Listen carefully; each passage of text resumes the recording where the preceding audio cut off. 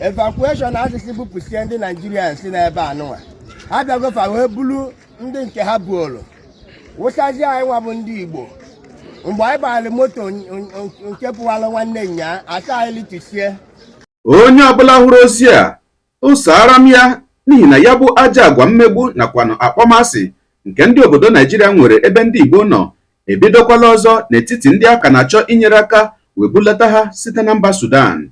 Ndewo gị onye ọma na-ege ntị ma na-ekiri ekiri ebe ị nọ ugbu a bụ na sim.si ha asịrị FM. Onye gị na ya nọkwa taa bụ 042 Solex, onye akụkọ ụwa. Ngwagere akụkọ nke anyị ji bịa taa.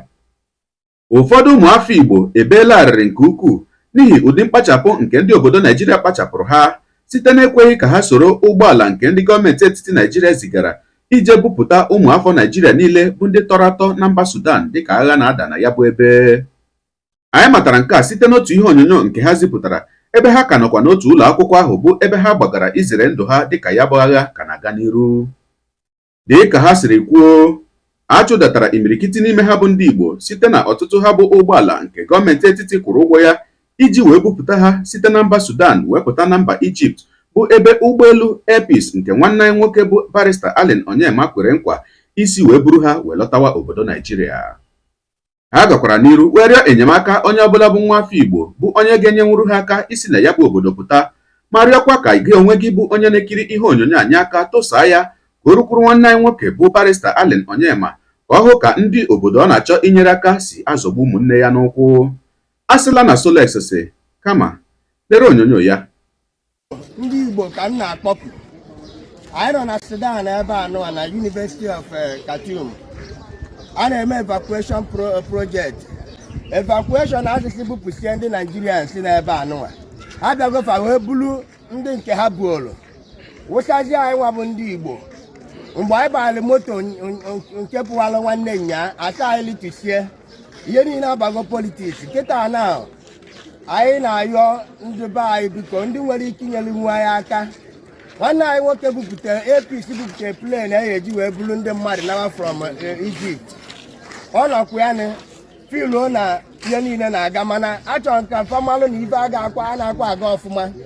Nekwa ụmụ Igbo ka ahụtara anyị nekwe na-akpa anyị ebe a n'ebe ahatara anyị ebe anụ a ka a na news a na-aga na-ebunaga anyị anabeghịkwe anyị ka ụsakwa ebe a biko anyị na-akpọ ndị dị ka atọ eze n'ukpo ha ndị Igbo ha marụ na-enyere mmadụ aka. Akwa ịhụla ya bụ ihe onyonyo. N'izuụka gara aga o nwere otu okwu na-agagharị n'efere mba ụwa mgbe nwanne anyị nwoke bụ Barrister Allen Onyema, the CEO of Air Peace, kwere nkwa si na ọ ga-eziga ụgbọelu ga-eje bulata ụmụafọ Naijiria bụ ndị tọrọ atọ na ya bụ mba Sudan. Ọtụtụ ndị mmadụ bụ ndị chetere ụdị aja agwa nke ndị obodo Naijiria kpasoro ụmụ Igbo n'ihe emume ntụliaka nke ọkwa ọchịchị onyeisi ala obodo Naijiria nke emechapụrụ n'ọnwa abụọ gara aga. Ha bịara wee na-ajụ maka ndị niile na-asị na onye Igbo enweghị ike ịchị ha nakwa ndị niile na-asị na ndị Igbo ga-ala n'obodo ha.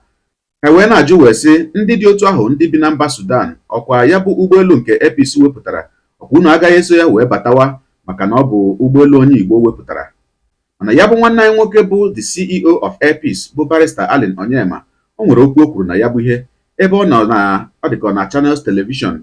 O wee na-asị na oge a abụghị oge ekwesịrị ị na-echeta ụdị okwu ahụ kama na ọ bụ oge ndị obodo Naijiria kwesịrị ịnyụkọ amịrị ọnụ ka ọ gbaa ụfụfụ, na ọ bụ oge ekwesịrị ị na-eche kedu ihe a ga-eme ka ọ dị mma. Ọ bụrụ na ị hụbeghị ebe o kwuru ya bụ okwu ka anyị tinye ya na ya bụ ihe onyonyo ka m bịakwanụ. All we are waiting for now is the landing permit. The moment we get it, APC will be airborne to Egypt. And what we are doing is to foster unity in our nation, foster love.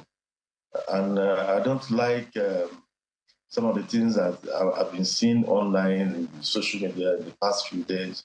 This is meant to, create ethnic harmony in Nigeria, not to create disharmony.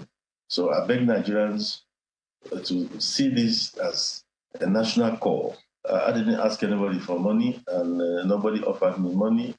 We're going ahead to get our fellow citizens evacuated. However, if the numbers become overwhelming, then of course, the government should step in to help offset the bill, because one man alone cannot carry it.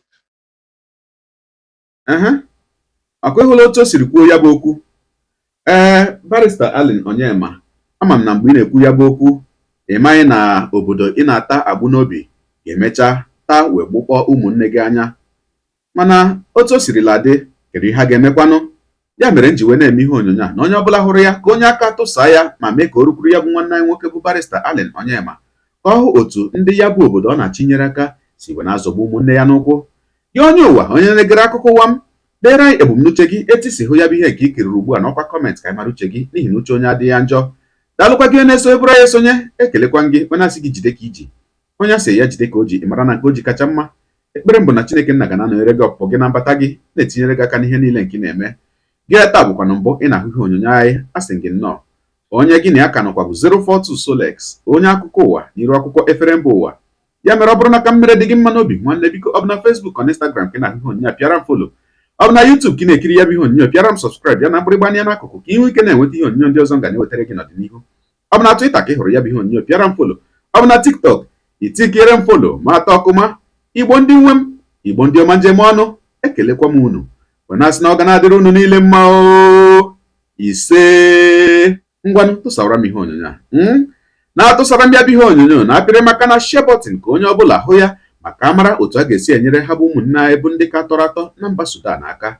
Daalụkwa gị onye nke m, udo dịrị unu.